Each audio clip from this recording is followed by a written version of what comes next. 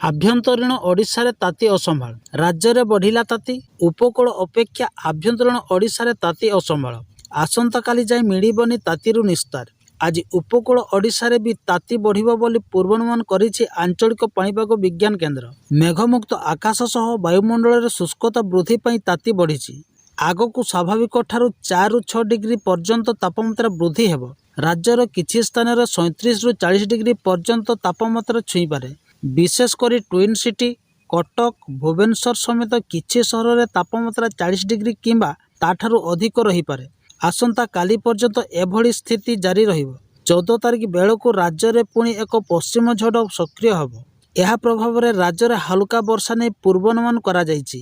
ପଶ୍ଚିମ ଝଡ଼ ପ୍ରଭାବରେ ଆଭ୍ୟନ୍ତରୀଣ ଓଡ଼ିଶାରେ କିଛି ସ୍ଥାନରେ ହାଲୁକା ବର୍ଷା ହେବାର ସମ୍ଭାବନା ରହିଛି।